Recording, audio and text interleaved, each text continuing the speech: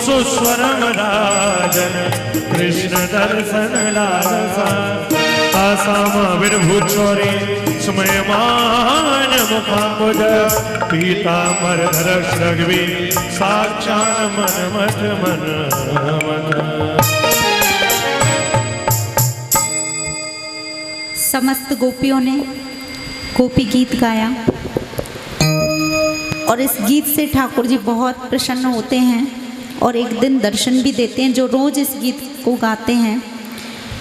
यदि संस्कृत में संगीत से हम लोग इसको गाएं तो 15-20 मिनट लगते हैं और यदि वैसे ही पाठ करें बिना संगीत के तो 5 मिनट आराम से 5 मिनट में हो सकता है। भगवान बहुत प्रसन्न होते हैं गोपी गीत से और बिना गोपी गीत के भागवत अधूरी है। भागवत की कथा तो पूरी तभी पूरा फल मिलता है जब श्रीमद् भागवत में गोपी गीत हो। गोपी गीत जरूर गाना चाहिए श्रीमद् भागवत कथा में, तभी हमें भागवत कहने का और श्रवण का पूरा फल प्राप्त होता है। समस्त गोपियों ने गोपी गीत का गायन किया। गोपियां कहती हैं कि हे कन्हैया, गोपी कहती हैं कि आप ब्रज में आए हैं अवतार लेकर के, आपके आगमन से, आपके जन्म से ही यह ब्रज मंडल, साक्षात यहाँ लक्ष्मी माता भी तरसती हैं ब्रज का वास पाने के लिए। कितनी बड़ी बात कही गोपियों ने कि जहाँ साक्षात भगवान कृष्ण पधारे हैं ब्रज में, भगवान के आगमन से ब्रज की महिमा बढ़ गई। और जहाँ साक्षात इंदिरा लक्ष्मी महारानी भी तरसती है वास पाने के लिए, ब्रज का वास पाने के लिए। एक गोपी कहती है, हे कन्हैया, हमने अमृत नहीं चखा ना देखा, बस अमृत सुना है कि कोई अमृत होता है, और हमने सुना है कि कोई अमृत का पान कर ले तो वो व्यक्ति अजर अमर की स्थिति को प्राप्त कर जाता है। लेकिन हम इतना ही कहेंगे कि हमारे लिए, हम ब्रजवासियों के लिए आपकी कथा ही अमृत है, क्योंकि जब जब हम आपकी कथा कहते हैं या श्रवण करते हैं कन्हैया, तो ऐसा लगता है कि आप हमारे बहुत निकट हो, हमारे हृदय में ही विराजमान हो। आपकी कथा ही हमें आपसे मिलाती है, क्योंकि जो आपकी कथा है ना, इस कथा को जब हम श्रवण करते हैं तो ऐसा लगता है कि साक्षात्कार हो रहा है ठाकुर जी का। समस्त गोपियां कहती हैं कि हे प्रभु प्रकट होकर के दर्शन दो, हे नाथ, हे रमण, हे बल्लभ, आप कहाँ हैं, प्रकट होकर के दर्शन दो। लेकिन आज गोपियों को ऐसा लगा कि जैसे हम ही कृष्ण हैं क्या, अपने आप को ही कृष्ण समझने लगे, क्योंकि लाली मेरे लाल की जित देखूं तित लाल, लाल देखन में चली मैं भी हो गई लाल।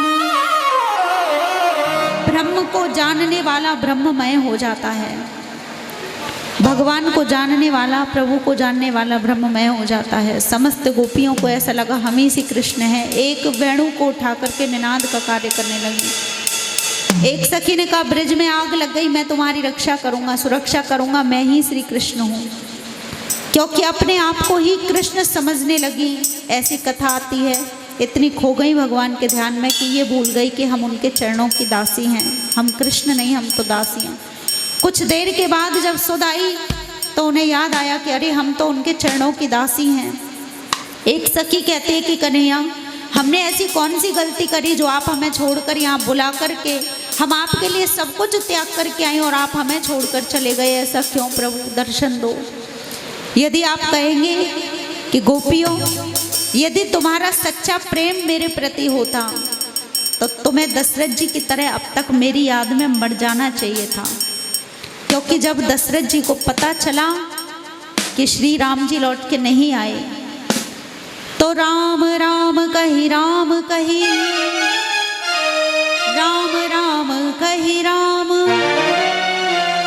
तनु पर हर रघुवर विरय, राव गयो सुरधाम। राम राम कहते कहते दशरथ जी का प्राणांत हो गया। लेकिन माता जानकी जी पूरे 1 बरस तक इंतजार करती रही, प्राणों को निकलने नहीं दिया। अशोक वाटिका में थी जब रावण के यहाँ, पूरे 1 बरस तक प्राणों को सुरक्षित रखा, निकलने नहीं दिया, क्योंकि प्राण निकल गए तो श्री रघुनाथ जी को बहुत कष्ट होगा। प्राणों को सुरक्षित रखा। और श्री हनुमान जी महाराज जब आए, पता लगा करके चूड़ामणि लेकर के श्री राम जी के पास आए, तो श्री राम जी ने कहा कि कैसी है सीता, मेरे वियोग में प्राण निकल गए होंगे उसके। तो श्री हनुमान जी ने कहा कि नहीं नहीं प्रभु, नाम पहारो दिवस निशी, ध्यान तुम्हार कपाट, लोचन निज पद जंत्रित, प्राण जाहि के ही बाट। श्री जानकी जी के प्राण निकलने को जब तैयार होते हैं ना प्रभु, हनुमान जी कहते हैं कि जब जानकी माता के प्राण निकलने को तैयार होते हैं आपकी याद में, तो तुरंत आपका जो नाम है ना, नाम याद आ जाता है। नाम रूपी पहरेदार प्राणों को निकलने नहीं देता, राम राम राम राम करने लग जाते हैं। और माता जानकी के प्राण जब पहरेदार को धक्का देकर निकलते हैं तो आपका ध्यान रूपी द्वार लग जाता है और आपका नाम रूपी ध्यान का ताला लगता है, तो फिर प्राण कैसे निकलें।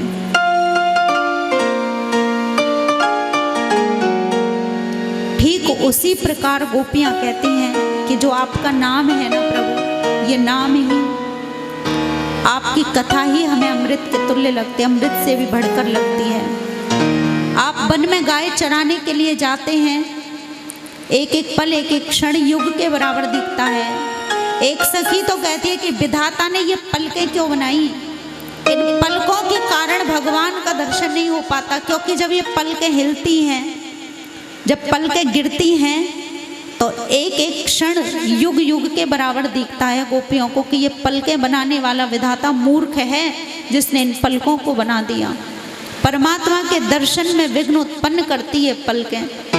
हे प्रभु प्रकट होकर के दर्शन दो।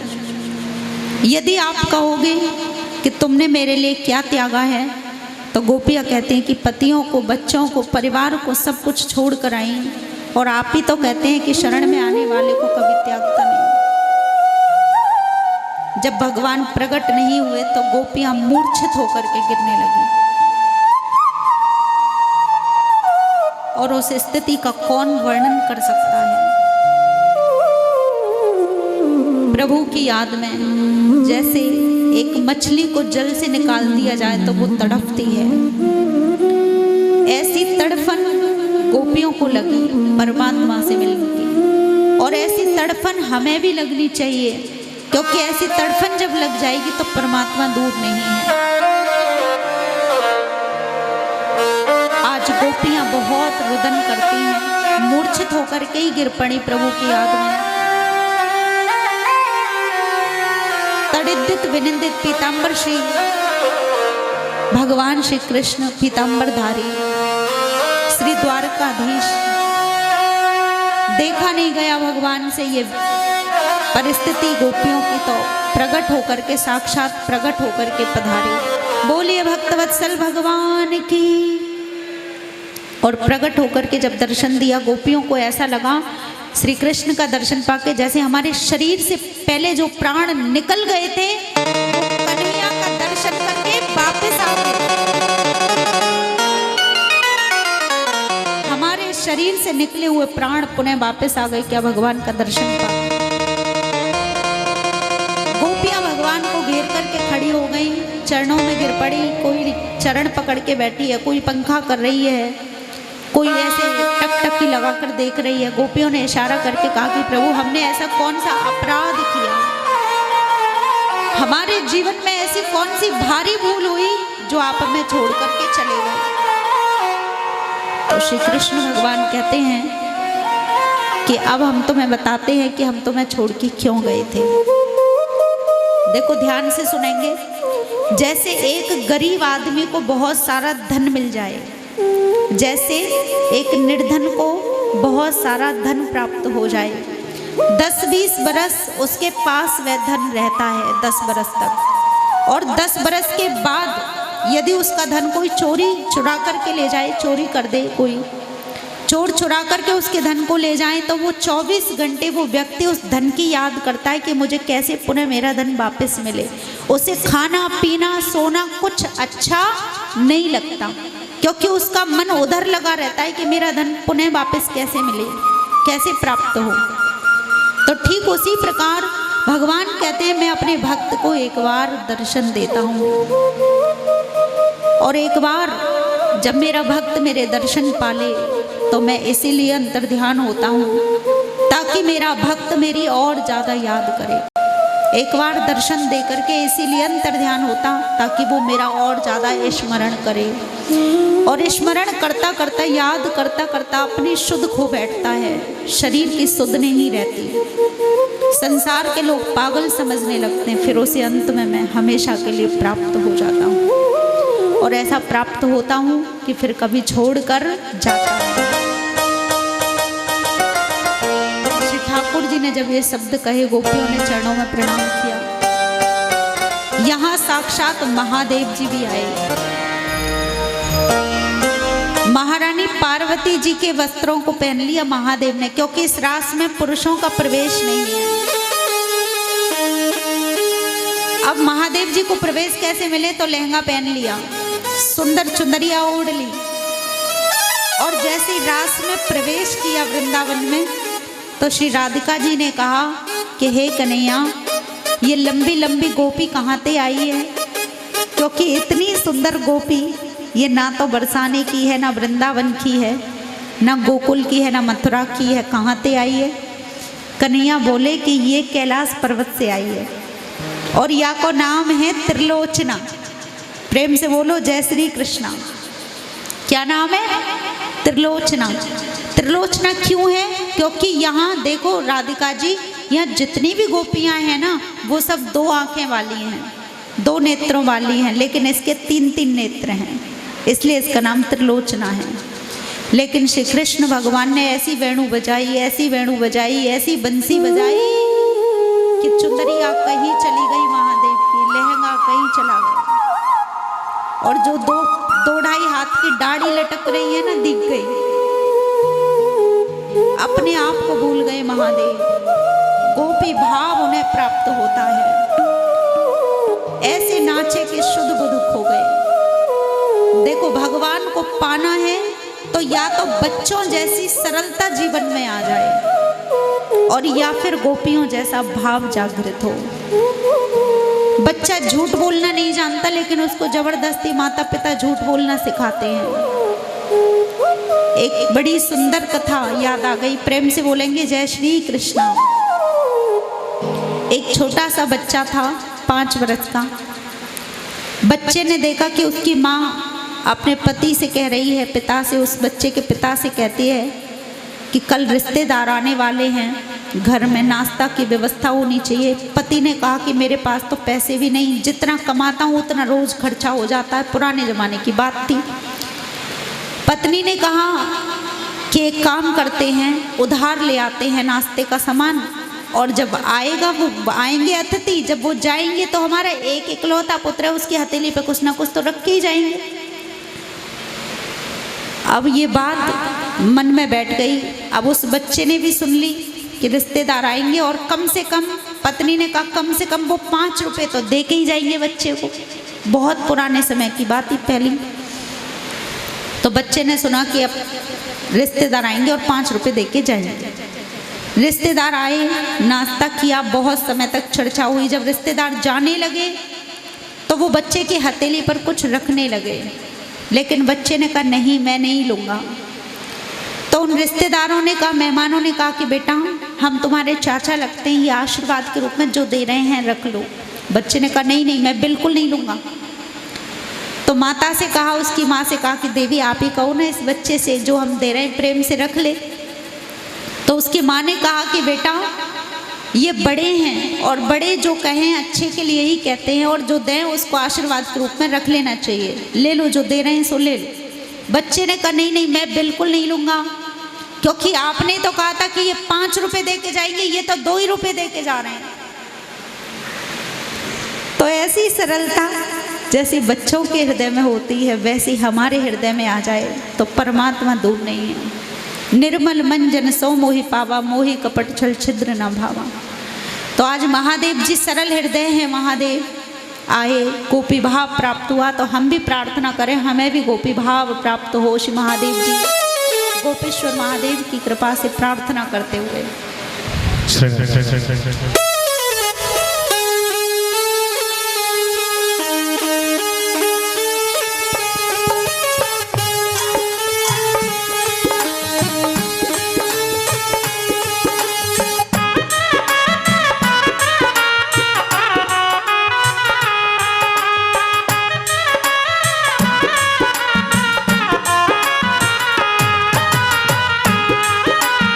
एक दिना बोले भंडारी, एक दिना बोले बन करके ब्रजनारी वृंदावन आ गए हैं, वृंदावन आ गए हैं।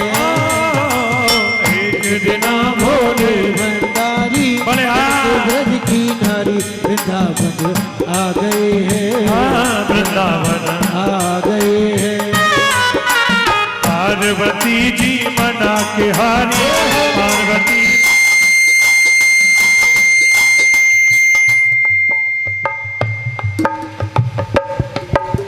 पार्वती जी मना के हारी, न माने त्रिपुरारी वृंदावन आ गए हैं, वृंदावन आ गए हैं।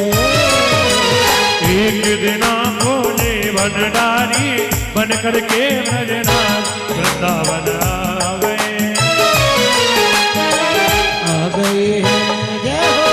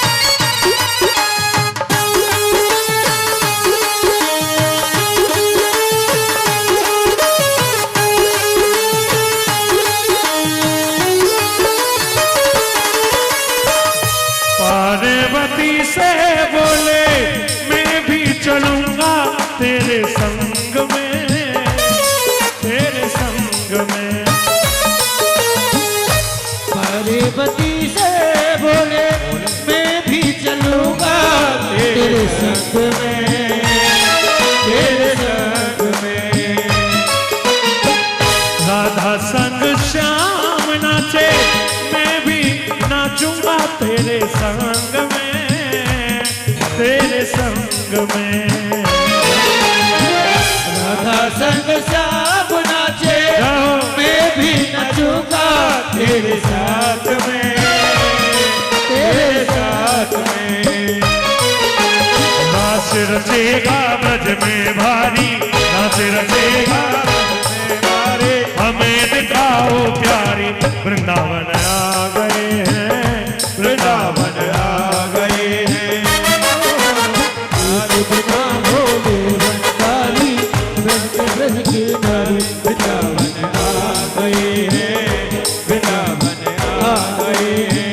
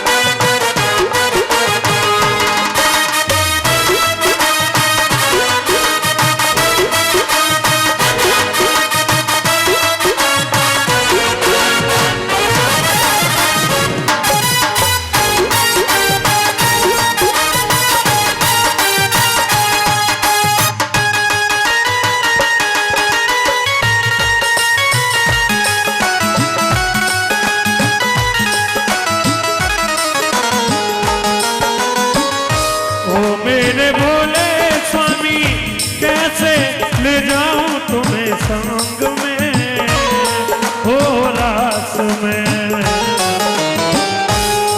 मेरे भोले स्वामी कैसे ले जाऊं रास में, अपने साथ में।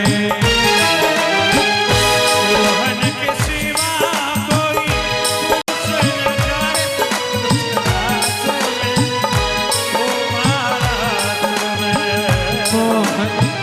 हेलो हेलो, मोहन के सिवा कोई पुरुष न जाए उस रात में, उस रात में। हंसी करेगी ब्रज की नारी, हंसी करेगी ब्रज की नारी, मानो बात हमारी। वृंदावन आ गए हैं, वृंदावन आ गए हैं। पार्वती जी मना के हारी, नाय माने त्रिपुरारी। वृंदावन आ गए हैं, वृंदावन आ गए हैं।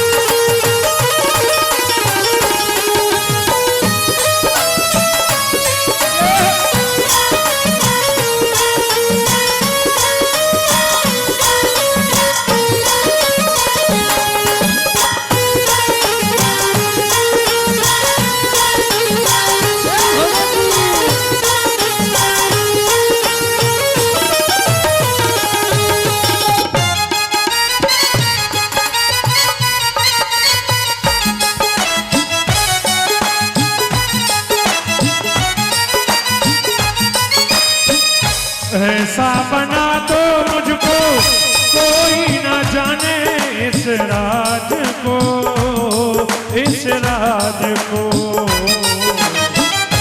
ऐसा बना दो कोई न जाने इस राज को, इस राज को। मैं हूँ सहेली तेरी, ऐसा बताना ब्रजराज को, ब्रजराज को।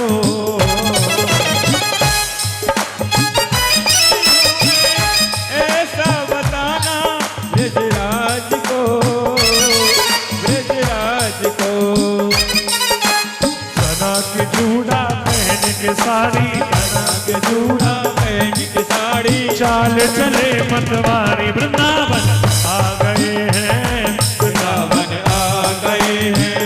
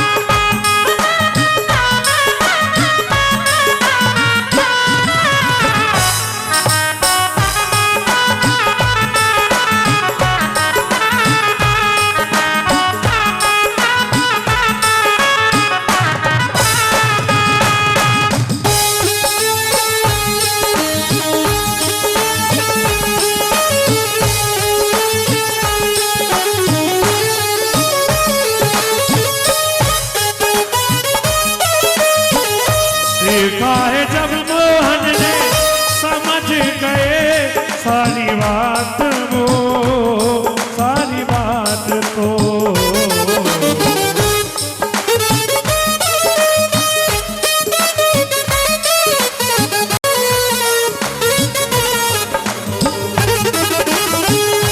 ऐसी बजाई बंसी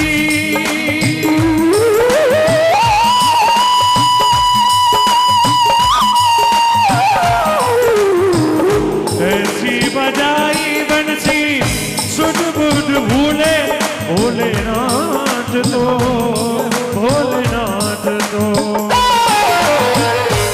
ऐसी बजाई बंसी तुम बुध भूले भोलेनाथ रे भोलेनाथ रे।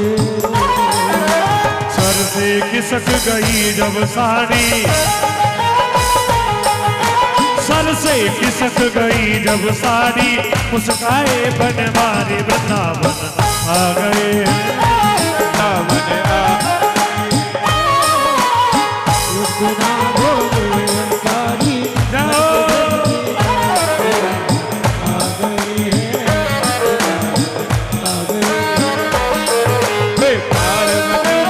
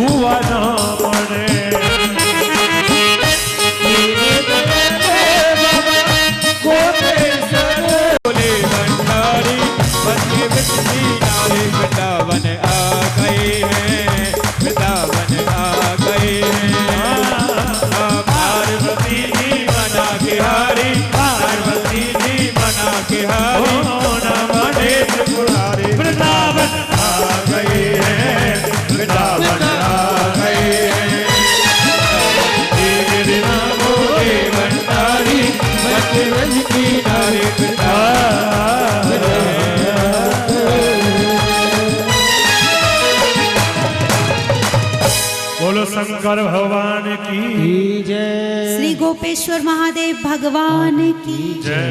जय जय श्री राधे। गोपी भाव प्राप्त होता है महादेव जी को।